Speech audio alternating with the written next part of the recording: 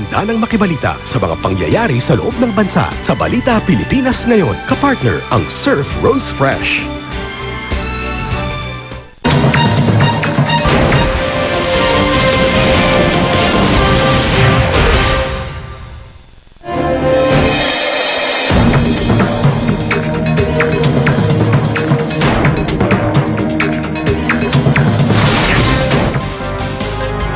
Typhoon Yolanda,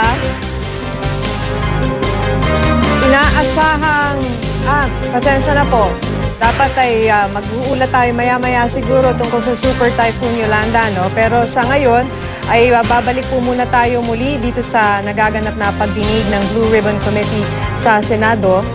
Panoorin po natin to.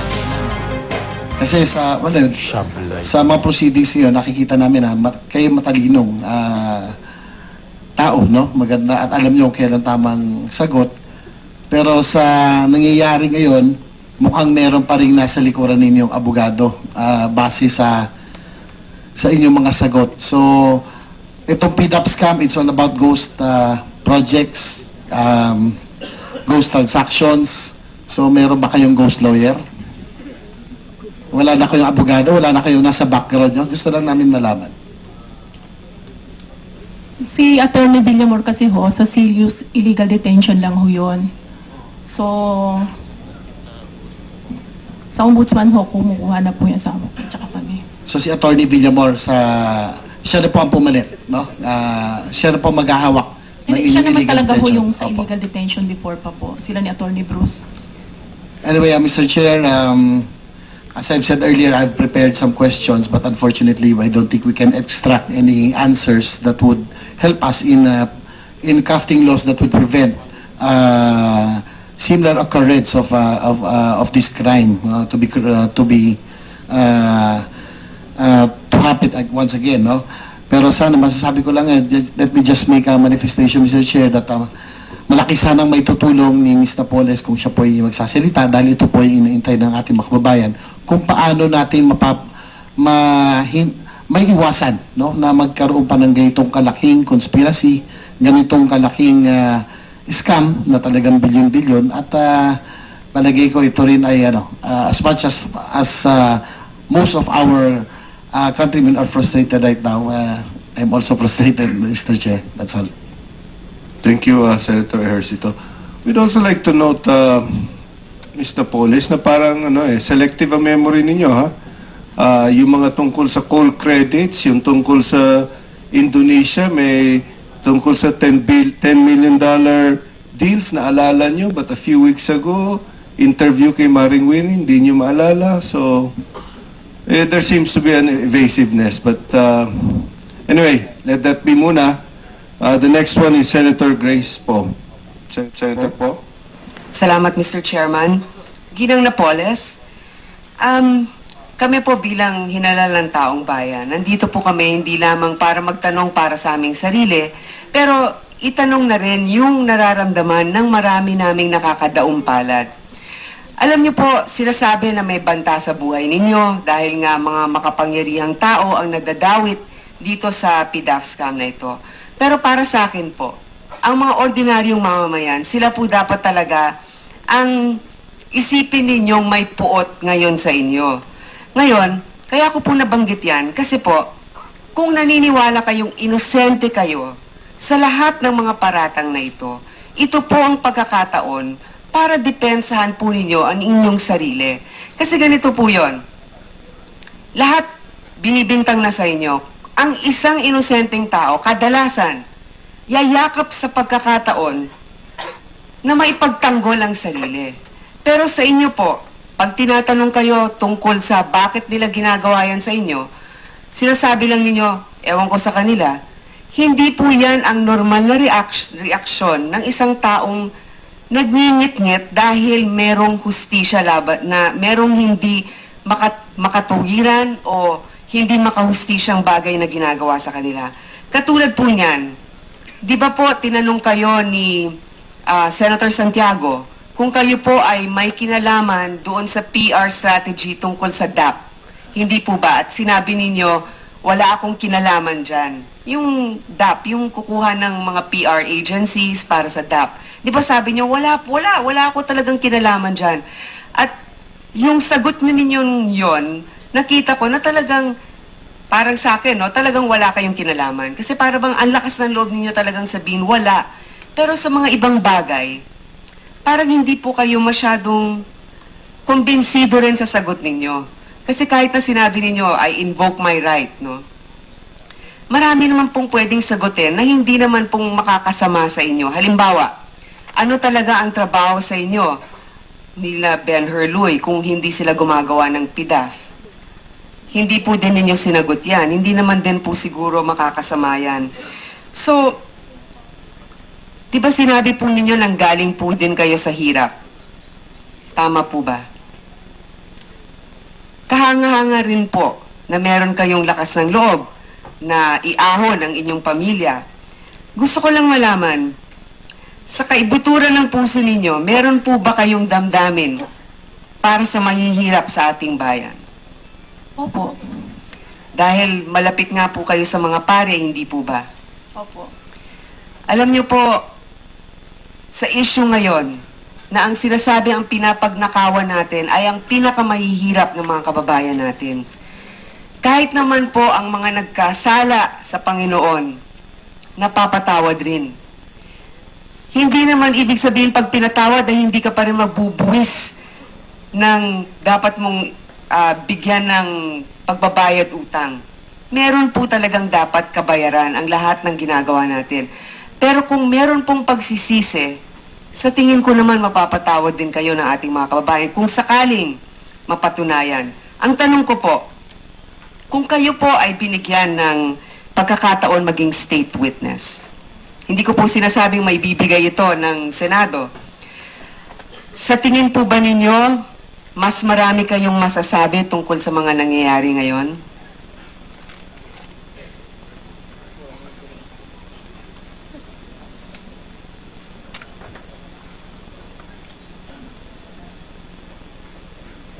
Wala naman pong scam kaya wala po akong para sa state witness po.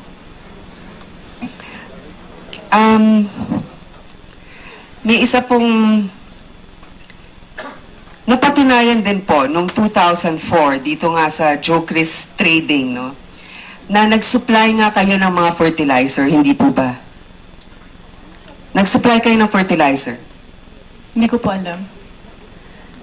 Yun nga yung lumabas kasi yun nga po yung negosyo ninyo.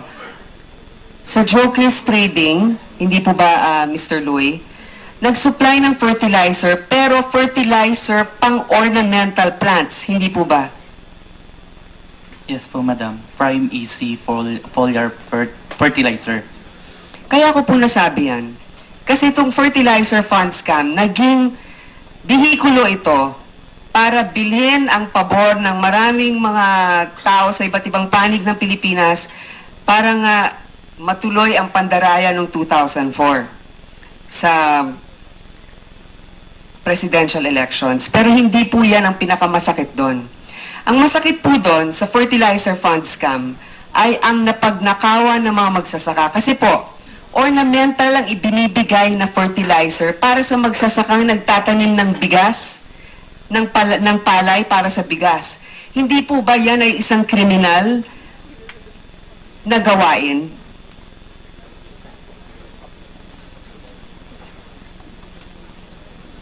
Wala akong kinalaman doon, Your Honor. Pero hindi po ba Jocris yung sa inyo? Opo. Hindi po ba yun ang sinupply ninyong mga fertilizer? Hindi po. Wala po kami sinupply. Ayun po, Mr. Louie, pakibigyan linaw nga po. Yung Jocris Trading, nag-transact po yan sa Region 1. So, ang sinupply po is Prime EC foliar fertilizer. At the same time po, yung Prime EC foliar fertilizer, ang label niya, nakalagay po doon sa baba, distributed by Jocris Trading. And then, itong Prime EC foliar fertilizer, siya po yung nagsasupply sa tatlong foundation na ibinuo ni Ms. Napoles, that mga 2003. So, the Philippine Social Development Foundation, the People's Organization for Progress, and then the Masaganang Ani. And at the same time po, meron din po findings ang Region 11, DA, na nag-transact din po ang TNU Trading and Jocris Trading na Prime EC Foliar Fertilizer at meron din sa Region 3 na Prime EC. So, I believe na kasama po siya, sir, na kinasuhan sa ombudsman ang Jocris Trading. Yun po. Kung sinasabi mo nga, yung fertilizer na ginamit, hindi pang ornamental talaga. Yun po ang sabi, feedback ng mga ibang mga magsasaka po, pang ano daw, orchids daw, yun ang ano. Yun na nga po. So, kung sakali pong pagkakataon na rin po ninyo ito, ano pang gusto ninyong mensahe para sa ating mga kababayan na nag-iisip dahil po sa galaw ninyo, yun nga po, sinabi din ng ating chairman ngayon, na hindi po pare-pareho ang nagiging tenor o kaya ang mga sagot ninyo. So, sa totoo lang, kung pagbabasihan lamang yung mga naging sagot ninyo at ang kilos ninyo, parang totoo lahat ng paratang po tungkol sa inyo. So, ano po ba, kung meron kayong naiisip na pinagsisisihan ninyo sa mga nangyari, ano po ba kaya yun?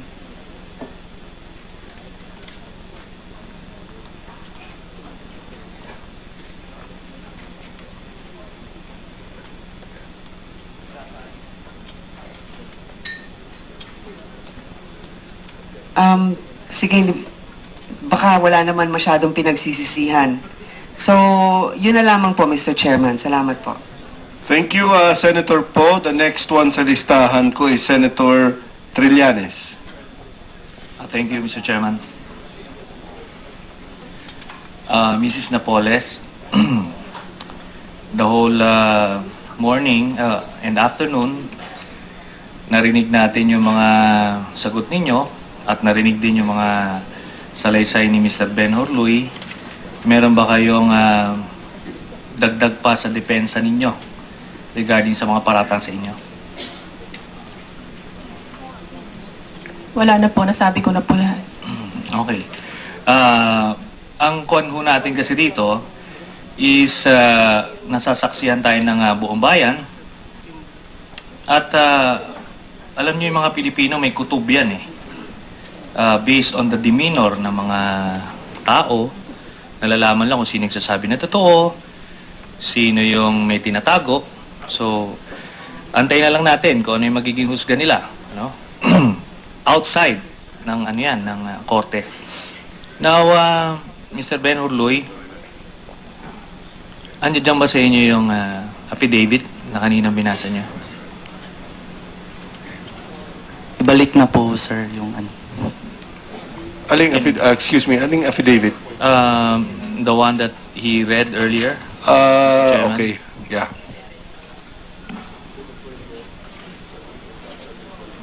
Sandali lang, ha? Attorney Baligod, siguro pa-assist na lang si Mr. Ben Horluy. Ilang pages yan yung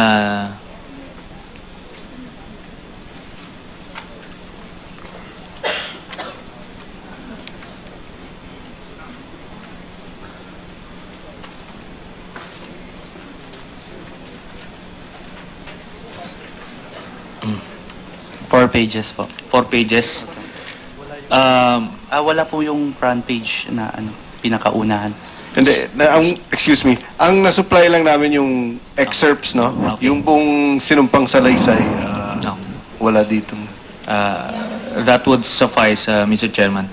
Mr. Ben Horluy, yan bang affidavit na yan that concerns yung mga specifics about the transaction, some of the transactions at least? Sir, base po sa mga records ko na naitala po, accounting records na meron po akong kopya. And at the same time po, yung kabuuan ng SARO from the time nag-transact po yung opisina ng JLN sa mga lawmakers. Okay, Mr. Ben Horluy, pwede mo bang basahin? At least simula dito sa ano? Sa number 6. Just for the record, para malagay sa context itong ano. Until the end, itong number 8.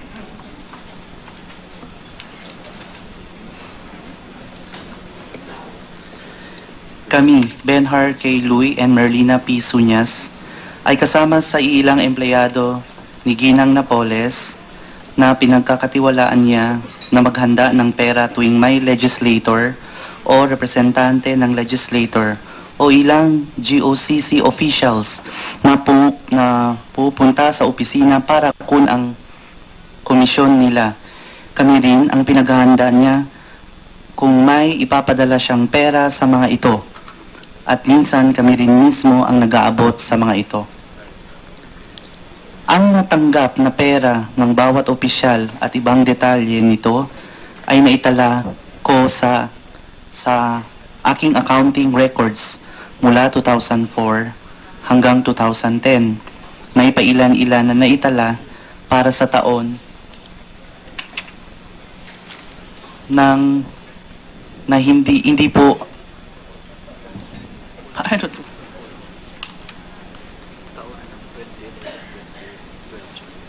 Okay. May pailan-ilan na itala po sa taon na 2011 or 2012 po na hindi po na-i-record ko. Dahil si Ginang Napoles mismo na po ang nag-aabot sa kanya kasi may red book po siya, si Madam. At inalis na po niya sa akin yung mga ibang records. Sa labas ng Jelen, at si Ginang Napoles mismo ang nag-aabot sa kanyang mga kausap sa labas ng Jelen Corporation Office at walang pirmadong voucher. At sinasabi na lamang ni Ginang Napoles na kompleto na ang komisyon na nasabing lawmaker sa kaugnay ng project.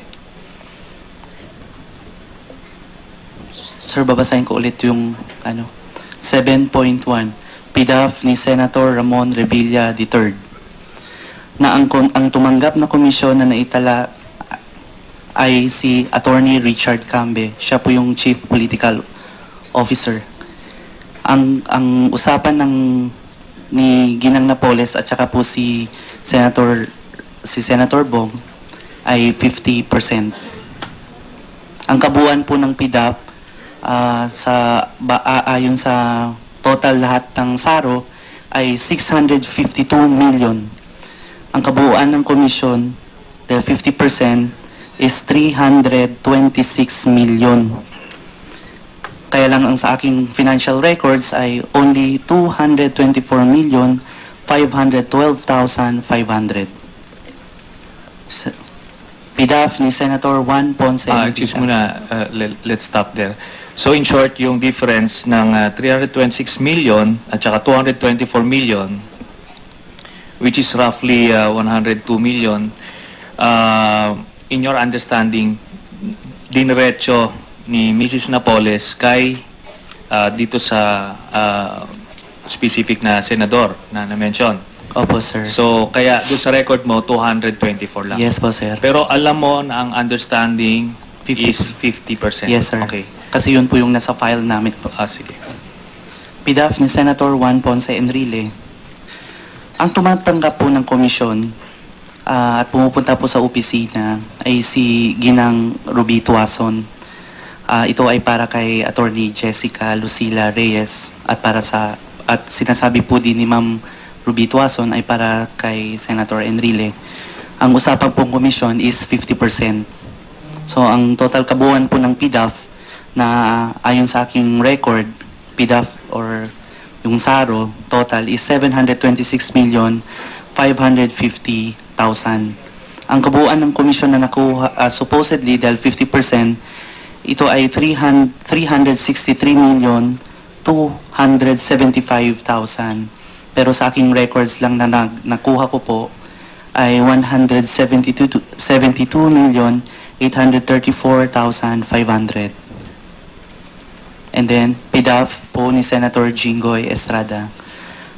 Pumupunta po dito po si Miss Pauline Labayen. Ang posisyon po niya, Director 5, or minsan po sa papel, nakalagay po Deputy Chief of Staff ang nilalagay po pinipirmahan po ni Senator Jinggoy Estrada. Tapos ang komisyon po is, usapan nila is 50%. Pero itong huli po, nagbago na po, sinabi ni Ms. Napoles sa amin, na 55% na po raw. So, ang kabuuan po ng PDAF na na-record ko is 751,500,000.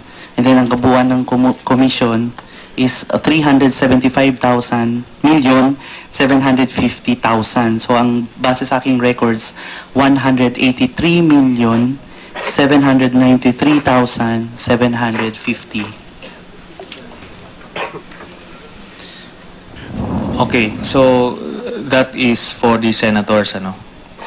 Yes, sir. Babalik ako kay Mrs. Napoles. So, ito yung mga paratang. Ano lang ito? This is just part. So, you chose not to even defend yourself dun sa mga paratang na yan. Ano hong masasabi ninyo?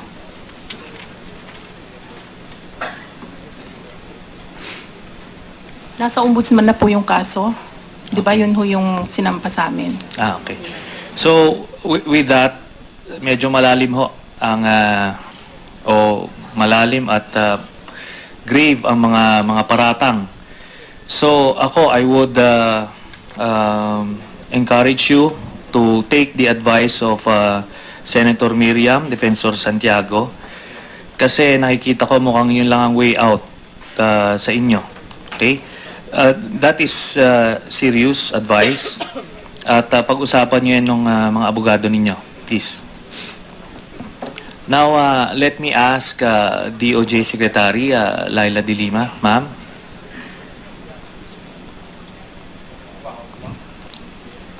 Good afternoon po. Maray na hapon sa Indo, ma'am. Nahapon po. Okay. You mentioned in the media about the third batch of cases to be filed. May mga senador po ba doon? Yung listahan po ng third batch ay linilinis pa.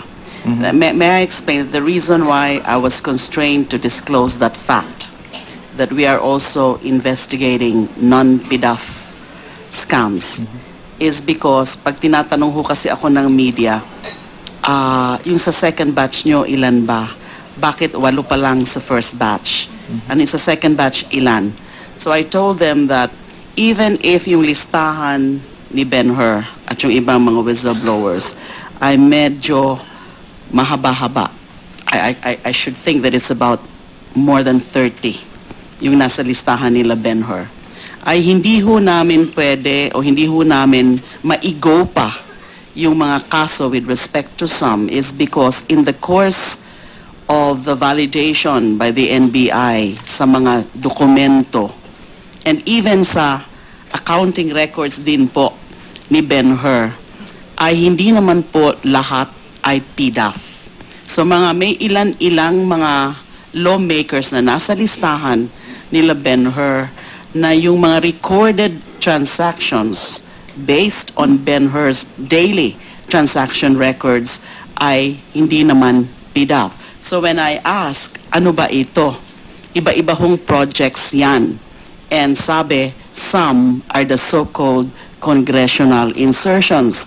But basically, medyo similar yung modus daw po.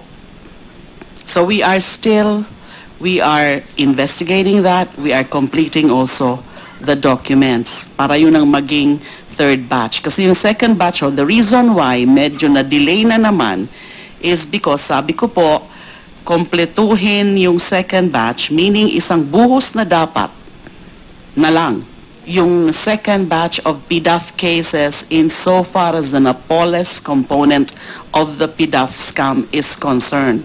May I again clarify that yung ginagawa ng NBI, yung inimbestigahan at yung iba iniimbestigahan pa rin are just the Napoles component of these scams. So hindi ho sakop lahat yung mga nandun sa COA special report. So sabi ko, yung second batch na sakop ng NBI investigation, meaning Napoles components of the PDAF scams, kung pwede ka, kung kaya, ibuhos na. Now sabi nila, yung iba kasing supposedly kasama sa second batch ay meron pang difficulty in getting the documentary support or the supporting documentary evidence from COA kasi may mga periods po, may mga years na hindi 2007 to 2009 kasi madali hong nakuha yung mga source or primary documents covering the period 2007 to 2009 sa COA dahil natapos na nga po yung audit nila covering that period. Pero yung mga earlier years, 2004, 2005, 2006, medyo nahihirapan pa po. Ang nakukumpleto pa lang ata as we speak is about 6 congressmen. Although there are supposed to be between 10 to 15. So, yun po ang explanation. Thank you. Okay, thank you very much, Madam Secretary. Can you assure us of the objectivity of the investigation? Dahil alam niyo naman ho, may mga nag-float or may nag-insinuate na nililinis, you mentioned the term nililinis, is baka finifilter yung administrasyon sa oposisyon. Meron ho bang ganyan? Hindi po. Totally wala po dito yung mga considerations of political party affiliations. In fact, may I state again for the record, kasi ilang beses na po yan tinatanong different fora, including media, na yung NBI nga po, nung nag-iimbestiga sila at ngayon din dito sa second batch saka yung third batch of non-PDAF cases ay hindi muna nila inaalam yung mga political party affiliation. Pag nandyan na po about to be filed, ako na po mismo ang nagtatanong sa kanila, paki-research nga muna yan bago natin i-file kung ano mga political party affiliation. So dun lang nalalaman. And I don't care kung ano mga political party affiliation. Kapag nakita ko na po na kompleto na talaga yung trabaho o yung resulta ng trabaho ng NBI, pinapag-go ko na po, irrespective of this so-called political party affiliation. Nagtatanong sila, bakit wala pa rin administrasyon? Hindi ho naman namin kasalanan yun kung wala pang administrasyon so far. Although in the second batch, I cannot tell you now kung talagang may kasamang administrasyon. And even the third non-PDAF, the third batch, which is non-PDAF. So ganun po ang dyan, because we really don't want that to be a consideration or a criterion or a factor at all. Katotohanan lang po based on the evidence. Thank you. Thank you, ma'am. So, wala hong utos ang Malacanang for you to clean up the list of itong third batch or first batch? Walang ganon? Absolutely none po. In Okay. fact, the President said already na wherever the evidence takes you, yun lang ang sundan at yun ang i-file, irrespective of the affiliations. Maraming salamat for that, ma'am. And we really laud the efforts of the DOJ and the NBI dito sa investigasyon na to. At makakaasa kami that magiging objective yung mga darating pa mga kaso. Thank you. Salamat din po. Now, Mr. Ben Hurluy, meron ba kayong pinipili? Ito bang mga nasa listahan nyo dito, ito na ba talaga? Or meron kayong hindi isinama ng mga senador, mga congressman? Katulad po nung tinanong po ako ni Senator Cayetano nung first pag-appear ko dito, kinuwento ko na po lahat sa NBI kung ano po yung nalalaman ko. Kinuwento ko na rin po kay Attorney Baligod lahat din ng documents na accounting record na meron ako. So, ang sabi po, walang pipiliin kung sinong tatamaan, yun Okay. po raw ang So at least we made that very clear, at of course pinupuri natin yung mga whistleblowers, We understand kung anong sakripisyong kinakaharap ninyo at I hope na alagaan kayo ng Witness Protection Program ng DOJ at pagpatuloy niyo lang po yung inyong pinaglalaban at the whole Filipino people would be behind you. Maraming salamat. Thank you, Mr. Chairman. Thank you, Senator Trillanes. Ang susunod, si Senator Cynthia Villar. Thank you, Mr. Chairman. Gusto ko lang pong mag-manifest na ako po ay interesado sa kaso na ito dahil ako po ang chairman ng Committee on Agriculture and Food. Marami pong stakeholders ng agriculture ang apektado nitong kaso na to. Kaya lang po, naisip ko na makikinig na lang po ako kasi hindi na ako magtatanong kasi wala naman pong masasagot sa ating katanungan. So, okay lang. So, ako po ay very supportive sa anumang gagawin ng committee, Blue Ribbon Committee, at tayo po ay mag-a-attend ng lahat ng hearing para at least makita natin at maging guided tayo sa mga gagawin natin sa Committee on Agriculture and Food. Marami pong salamat. Maraming salamat, Senator Villar. Senator Cayetano. Sir Chair, isang point na lang. Alam kong pagod na rin lahat at biyabiyahe pa si Ginang Napoles pabalik. No? But isang point lang na hindi ko maalis sa isipan ko. Ginang Napoles, sabi niyo po kanina, you're innocent. No? Tama? Inosente po kayo sa charges ng PDAF. Pakilang po sa mic. Opo, Your Honor. At sinabi niyo wala kayong alam dito sa PDAF scam. Opo. May alam po ba kayo sa kila Benhar o sa kanila kung may ginagawa sila sa PDAF? Wala rin.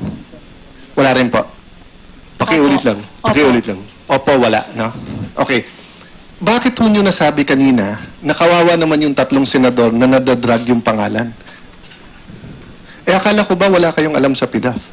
So, paano nyo alam? Kasi nababasa po sa dyaryo, Your Honor. So, how do you know if they're innocent or they're guilty if you don't know anything about the PDAF? Nababasa ko laging 3 senador. Kasi ko kawawa naman. Di ba? Normal lang sa reaksyon ng isang tao po. Yun po ang opinion No, ko. kawawa kung hindi sila guilty, di ba? So, yun lang ho opinion ko, Your Honor. So, Sorry opinion po. mo, hindi sila guilty. Hindi, sabi ko kawawa naman yung 3 Oo senador. nga po, pero So, di ba, kawawa po kung hindi guilty. Kung guilty, kasuklam-suklam ang ginawa nila, hindi po ba? Kung guilty po, kung napatunayan guilty, so kasuklam-suklam. kung wala ko kayong alam, bakit nyo in-assume na inosente sila? Hindi ko ina-assume, pero sa pagbabasa po ng dyaryo, pag laging nababanggit ang isang tao, sabi ko kawawa naman. Yun lang ho is opinion ko bilang So isang kawawa din si Hello Garcia, kawawa din si GMA, Ay, hindi. kawawa din lahat ng... Hindi naman. Hindi kasi sabi nyo wala kayong alam eh. Tapos Wala. sasabihin nyo kawawa yung 3. Sorry I'm sorry, Your Honor, kasi yun lang po ay sarili kong Humingi din opinion. akong pamanhin, pero hindi mawala sa isip ko kasi na ang pagkasabi mo kanina, medyo na-feel mo, di ba, na yung 3, kawawa naman na drag yung name. Opo. Pero kung hindi mo alam, kasi ako maawa din ako sa 3 kung inosente sila. Pero kung guilty, Opo. sipin nyo na damay kami Opo, lahat. no? opo. Lahat, ang tingin ng tao, halos lahat ng politiko, ninanakaw ang pork barrel. We have to explain our innocence no sa nangyaring ito. But, if sasabihin ko wala akong alam, and then suddenly sasabihin ko, inosente sila. Hindi ko po sinasabing inosente sila, pero sabi ko, gaya po nung nag-aaway kay ni FG, sabi ko, pag nanonood po ako ng TV, kawawa naman si Senator Cayetano. Ganun Yes. lang ho, opinion ko bilang Yes. isang tao. Hindi ba kawawa naman si Senator Cayetano because siya ang nasa tama, si FG ang nasa mali? Opinion para... Hindi, babaliktarin ko lang, Ginang Napoles, babaliktarin ko lang ha. Kung sinabi mong kawawa naman si FG nung nag-aaway kami nung dalawa, ang ibig mo sabihin, false yung accusation ko sa kanya, di ba? Kasi po, parang, di ba, pagbasa ng dyaryo, pag say ko kawawa naman. So, opinion ko po lang yun. Hindi ko naman sinabing guilty sila o hindi kasi under investigation. Kasama nga ako sa plunder case nila. Gaya ho sa inyo nga, sinabi ko, nung pinapanood ko po kayo sa TV, naawa rin ako sa inyo pag inaaway po kayo. Ganun Anyway, po I won't belabor the point and salamat sa pakikiramay mo nung mga panahon na yon. No? But ang request ko, Ginang Napoles, no? Pag-isipan nyo yung sinabi ni Senator Miriam, yung sinabi ng ibang mga senador na dito, nung chairman natin, dahil may mga panahon ka pa eh. Pero pag umabot na dun sa trial, siguro naman kung anong defense mo sa trial, pwede mo nang sabihin in public para makita kung unawain ka o hindi. But anyway, Mr. Chair, I request that we look at her testimony and we look at the records because if she's being evasive or lying to this committee, even though ang liit ng penalty ng perjury or ng lying under oath compared sa plunder, siguro obligasyon natin sa Senado na hindi payagan na may magsisinungaling dito, no? I'm not only referring to Ms. Napoles, I'm referring to anyone in this who gives testimony in this sacred institution. Thank you very much, Mr. Chair. Thank you very much, Senator Cayetano. Your points are well taken, lalong-lalo na yung punto mo sa answering evasively and lying. We will study the records and we will evaluate the case. Ms. Napoles, ayoko magsalita na tapos na tayo. We will meet again. We will consult with the members whether you will be needed one more time or more than one more time. We will evaluate the case and consult each other. I'd also like to thank the whistleblowers for coming. Maraming salamat, lalo at yung mga abogado nila. Ang Public Attorney's Office for a job well done. Very good. Thank you very much. The Department of Justice, thank you very much, especially those in the Witness Protection Program. Thank you very much. Until further notice, this hearing is hereby suspended. At dyan po nagtatapos ang pagdinig ngayong araw ng Senate Blue Ribbon Committee sa pork barrel scam. Sa ilang oras ng pagdinig, tila walang nakuhang impormasyon ng mga senador kay Janet Lim Napoles. Itinanggi ni Napoles ang lahat ng paratang ng mga whistleblower gaya ng umano'y pagtatayo niya ng mga NGO gamit ang pangalan ng mga kaanak at kasambahay niya. Iginiit din ni Napoles na hindi niya alam kung sino tinutukoy na tanda, sexy at pogi ng mga whistleblower. Ilang beses din ginamit ni Napoles ang kanyang right against self-incrimination. Kasama ni Napoles sa pagdinig ang mga abogado mula sa Public Attorney's Office. Dumalo rin sa pagdinig ang 6 na whistleblowers kasama si Justice Secretary Laila De Lima.